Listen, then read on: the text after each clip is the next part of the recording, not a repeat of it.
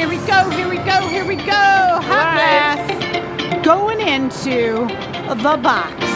What's gonna happen? There we go. Don't panic, anyone. You are here at the Glass Academy. Oh, here's the Glass Academy. We start with burning flames in a square shape. Yeah, we're getting all our mold work done. It smells great in here, like a campfire. Just like the snow one, we're dazed and amazed that it works. Look at that. We can blow anything. That's tasty. What are you gonna Handmade do? in the US of A.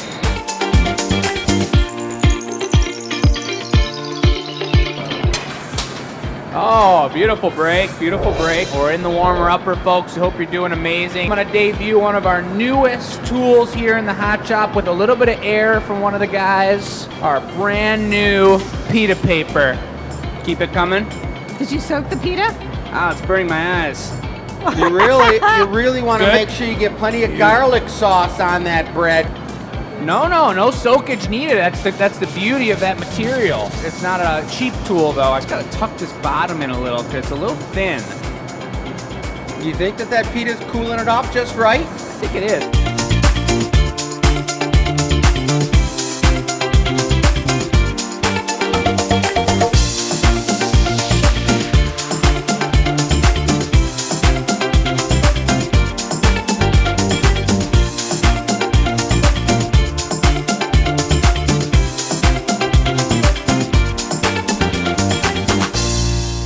Timing's crucial on these, especially when it's coming from the garage.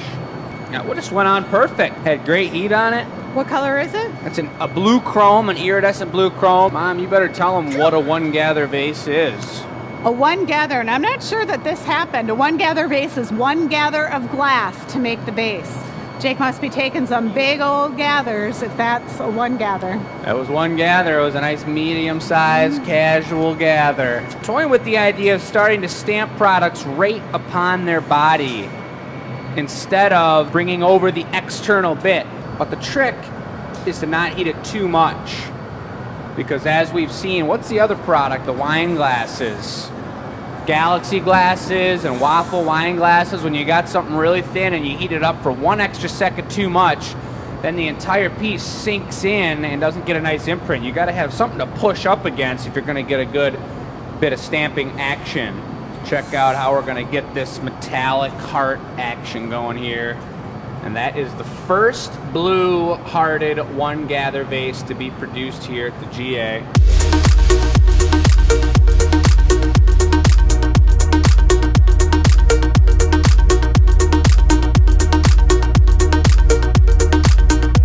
I got a much smaller gather, put about 3 coats of matte Special Chemist Maniac Super Sweet Color Mixture.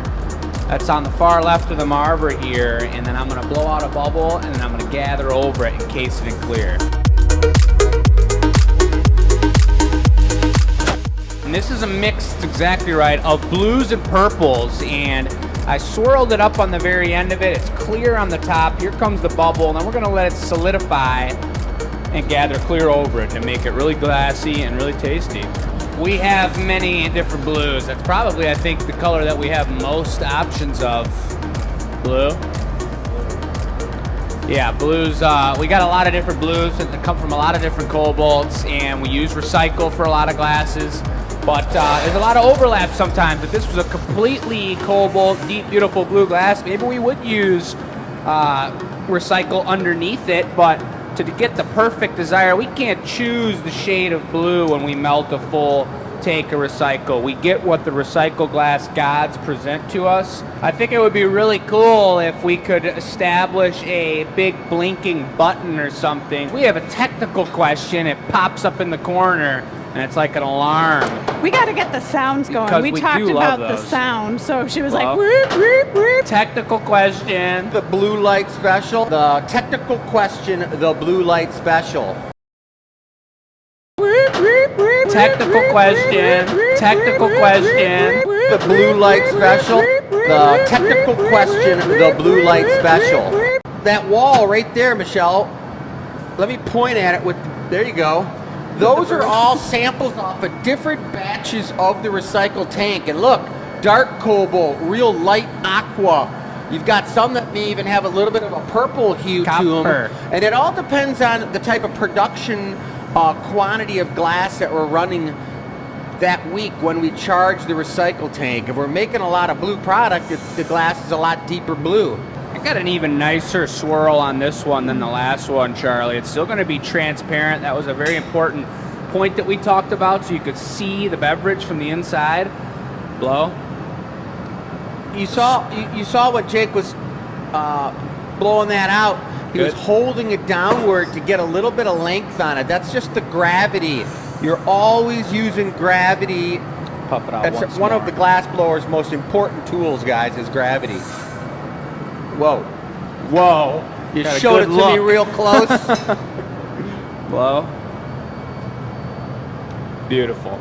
And so that's the shape. With Matt blowing in the end of the blowpipe, while Jake at the same time simultaneously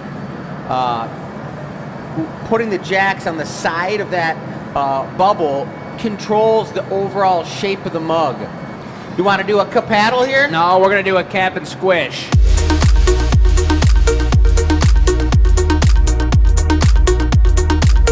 We're not going to put a heart on this one. That was a Valentine's special. He's looking for a classic, tasty, nice mug. Look at this beautiful, juicy, lined up, clear, tasty, most gorgeous. I think that was really, really creamy. That was about as nice as it could have came.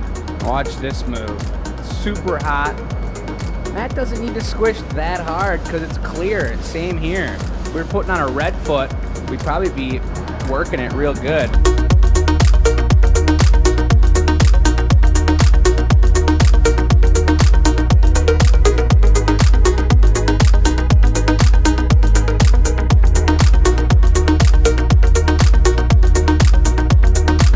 Look at that. Ooh, that's looking nice. That's Jake. a really sick shape.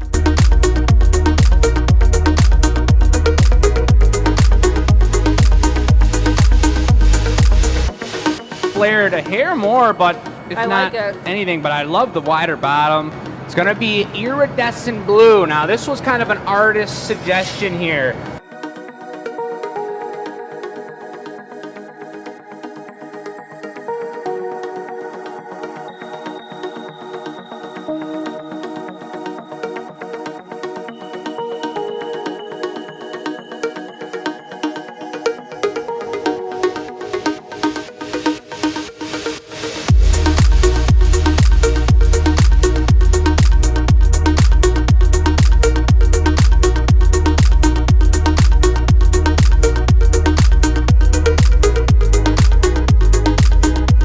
This is, in my opinion, one of the cozier style of thumb saddles because you can sometimes get your finger in between the handle and the piece.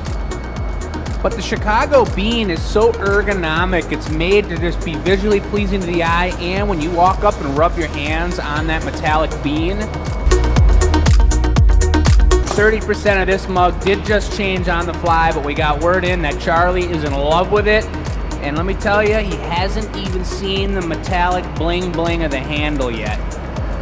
Here comes the GA stamp.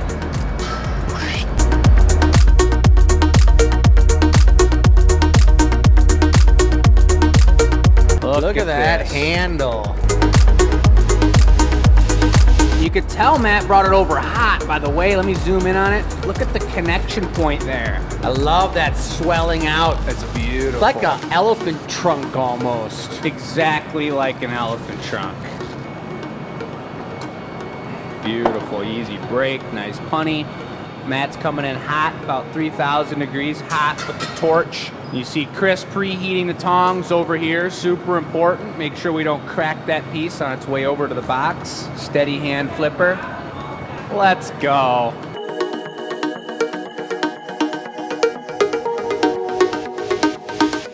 Super awesome. This is gonna be a hot, juicy application here, folks. Get on in it. super steady, a beautiful bit. And you can tell when a glass blower begins to really know the way that the glass moves and to be able to drop something. Matt's holding it completely vertical. The glass is falling off the end of the pipe, but it's not falling too much. It's not falling off in a big ball that Chris has to move really fast with, but it's also not needing to be pulled off of the pipe and yanked and scraped off of the pipe. It was the perfect amount of drip, so it pulls nice and thin and even. Take a look at this move, folks. This is called the finesse. He grabs the end of it, pulls it up. He's scraping just the surface. Is this a blown bubble right now? Nope. Solid, beautiful. So he's got a blue-purple mix on the body. And the cool thing is if you scrape just enough of this, he's actually pulling kind of a clear layer through. So Junior's going to be able to see the liquid inside of this vessel.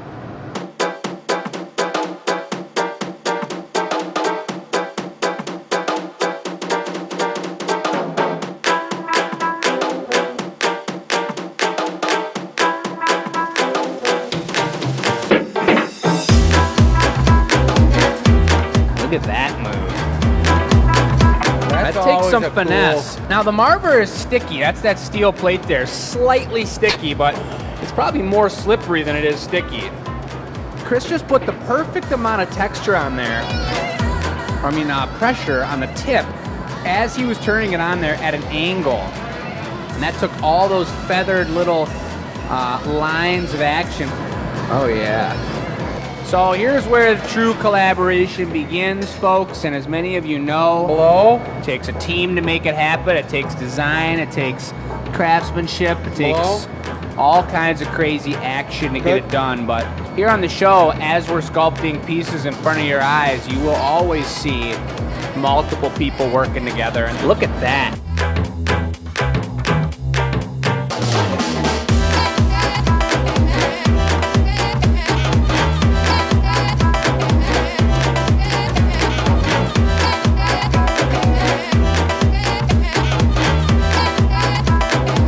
Chris drops it on from on top, really nice and hot.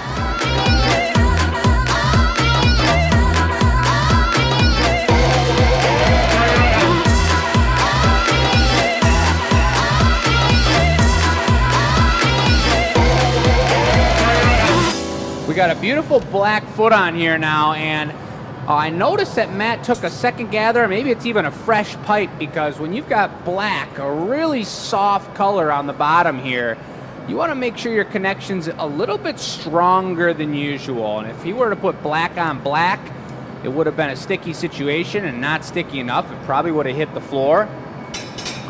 So a nice, fresh, a little bit larger punny is a really beautiful thing.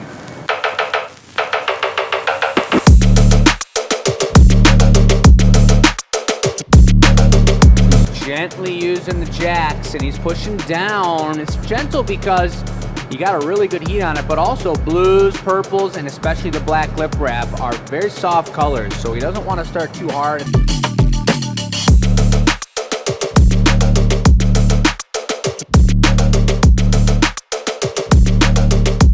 So we got a really nice opening. It's a larger mug here, really stable, really cool color reaction from the black. You can see where it's just black, those beautiful metallic matte finish wisps. So now my goal is to learn and understand just visually and by the feeling what kind of temperature we're at, how this piece is moving, where the core heats build up, so that when I go to put this handle on, it's not going to drop and fall down and squish and ovalize it all, but it's also not going to be too cold that this punny breaks and cracks off the piece.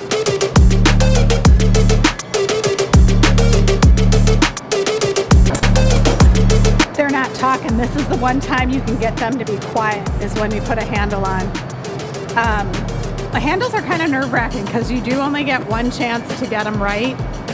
You want to make sure they're hot enough.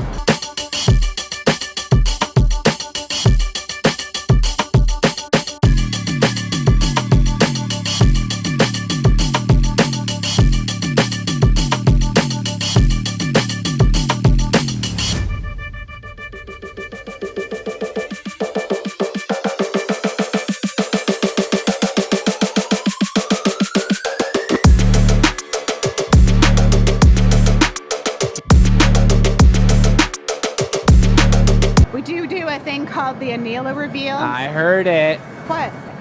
What do you do? You always call me out for it. What did I do? You said doo-doo. What do you do? Do-do? You said it. I didn't know I said it. I didn't mean to interrupt. Do-do. We do-do. We do-do. The only thing that we see on the annealer reveal is a little bit more conversation about our mental space in each of the pieces. You get to hold them, see them up close, see them in their final color. But I see the blue chrome in there for sure. Still straight up front, Matt? All right, let's get it right off of here and get it saved.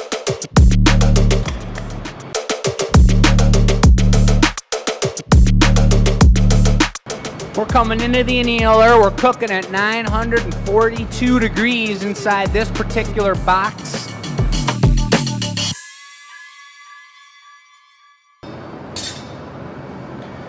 Here we got 4 different kinds. Yeah, Let's take do a it on look the right here. grounder. What's the difference between these 4? So, first of all, this one's just size. This is a much larger pair. We really only bust these out for big vases and or pumpkins. You see us in pumpkin season pulling those out many a time. Right here we got our sharp boys. I'm not going to list them all by name because they may not be relevant to you guys, but these ones have a really tight line right there for cutting in necklines. These we also really prefer for pumpkins, and that's a little insider tip for the glass blowers watching today. These are a Japanese style of tool, and they're very rounded, they're very smooth, and my favorite part about them is they're a very short tool, even shorter than these guys. You've got a lot of control over what's going on, and they're rounded, so you're not going to, when you're on the outside, you don't have too much surface contact that could totally scratch your piece. These are an older version of a typical classic pair of jacks, American pair of jacks, and you can see how much longer they are than our Japanese style, and you see the notches in the grooves, which Michelle is pointing out now. These are student jacks. These have been around for a very long time, and when you're cold and you're working the glass as a beginner, you cut into the metal and you alter the tool a lot more. So that's what we use those for. They're also taller so they keep the student's hand away from the heat. Sometimes good for new people because this divot helps shape the glass. Kind of like, think about ruts on a dirt road. When it rains, they get put in there, and then when they dry, the mud, the ruts kind of help you stay on the road. There's our goblet jacks. Even shorter. Right, put them back on the bench. Absolutely no divot. No crevice in here, and you can see they're much thinner. Look at the tips, how thin they are. These are for making that really precise stuff. We showed you the goblets at the table over there. Having straight pipes, having nice tools like this, make your pieces that much better. And what is the purpose of a thinner goblet jack? Why? It pulls less heat out of the glass. You're much more precise with where you're going, but the thicker the tool is, if we tried to make an Avolio that was the size of like a pea with this, you touch it with those blades, and those blades are about the size of a pea on the bottom. It would suck all the heat out, and you'd have no working time. Do we want to draw this one up at all first? Chris is taking it to the chalk territory.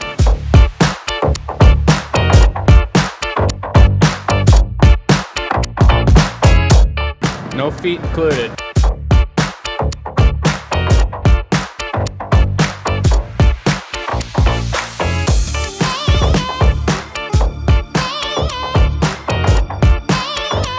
Matt's capping it there. I'm coming in with the paddle. Jake, press. He had the edge super tight, and then with a little bit of air from Matt, he was able to push back against that edge and blow out the bottom.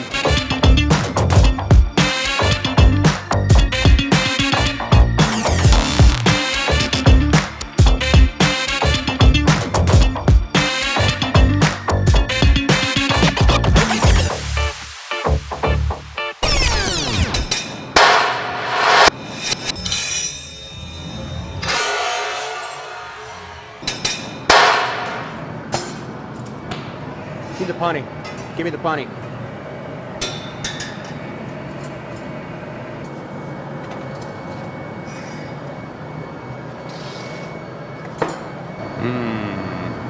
Well, that happens, everyone, especially with goblets. They're thin, they're delicate, there's so many moving parts. 2 seconds is 2 seconds too late, sometimes 2 seconds too early. I'm super surprised myself that that didn't crack because it's so thin and delicate. It's the timing, like Michelle said, it's down to 2 seconds. Everything you do, even the color and the fact that this is blue is going to change the way Chris makes this. And just the timing. You and the assistant, you got to be on point with each other. Very great communication. And that's the way she needs to go. So we got a nice save here, though. Chris has got that on there. This is a really, really great opportunity to see the color gradient of the blues, and just heating up the lip of the glass. You're going to notice the blue on the bottom and the pink glowing from the lip. And he tucks it on the left side here, and we were making cups the other day. We made multiple cup tops and we stick them on the right side. There's probably about 100-degree difference in temperature, and so by sticking that on the left there, he's keeping it on the warm side. A little extra heat for when we go to stick that on the piece, it won't crack. And now Chris is going to sculpt up the heart for the stem. And not too big of a heart because it gets big quick, guys. Wow, that sparkle is pretty amazing.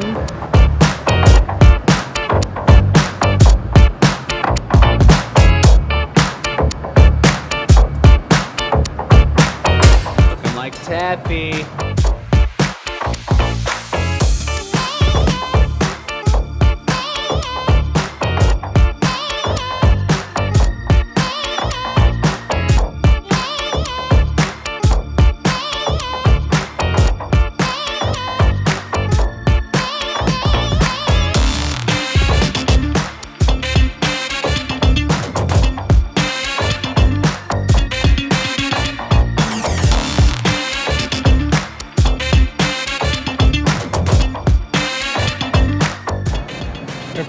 Really get it looking good, you guys. Yeah. Oh, yeah. Look at the heart accent.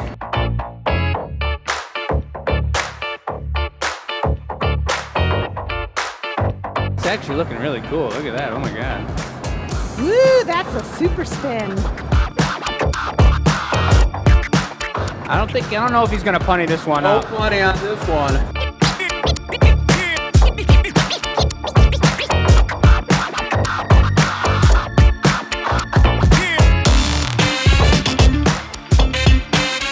Look at Chris tucking together the two lobes of the heart.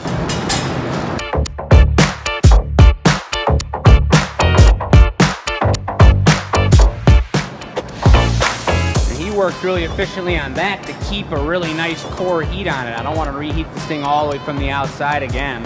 Just bring that core temperature back out, and here we go. When you're working at such a minute level, I mean, the size of that, like I said earlier, is the size of an overly large pea, green pea. I mean, that is minuscule glass blowing, and your timing needs to be perfect. Everything's paper thin. What happened there was, if we haven't, I mean, it's been a while since we've done a blow and put on the show, but he had a bubble dropped on there. He cut half of it off. He necked it down, but didn't close that crevice, that crease. So there's a little opening there. Matt came in with a tender hand and knocked it off so that there's a tiny little opening about the size of that enlarged green pea.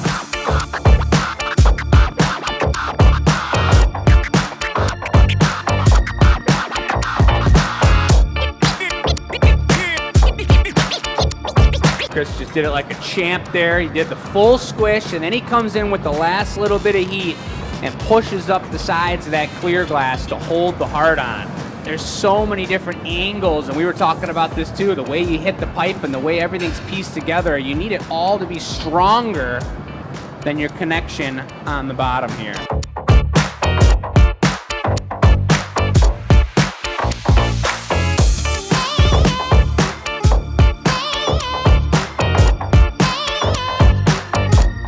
Super important, the shape of this bit here. Hold it up in the air, let it fall, hold just a little bit of glass and get your right thickness. And I'm really responsible for the thickness of this piece. I'm following where he's going and pulling back and noticing my thickness for his next grab and squish. The last second of heat, he's able to cut that instead of breaking it off the pipe. Beautiful stick. It's just hot enough that it'll hold steady. He pinches it, Gotta get in the heat. And look at it, it's flopping again. It's like you gotta heat that foot up and get some heat on it, but that connection's so hot. Woo! This is the part that we've got a $250 piece on the pipe right now. And we're adding more handles to it.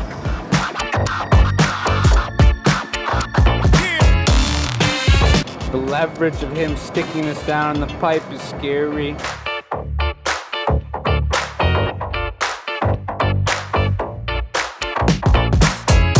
Little heart in the middle, little That's a beauty. Valentiner, making sure she's stiff. Now you gotta be real careful with the water, because one drip of water on the actual foot, it'll make it go explodo.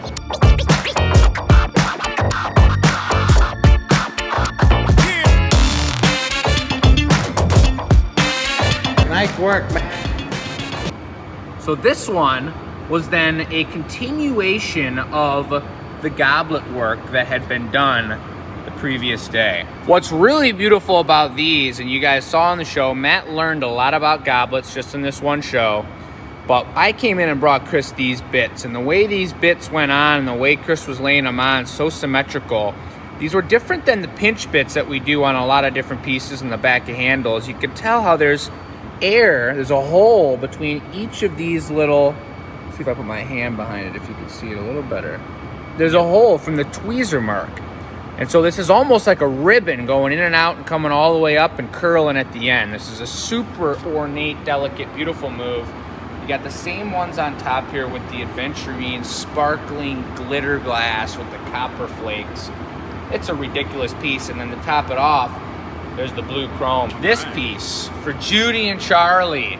It's for Charlie. I walked through it with Judy a little bit, and this is just an incredible custom order. But this piece just has a beautiful blue swirl going on. Chris actually took over and he did the second half, and Chris put the handle on.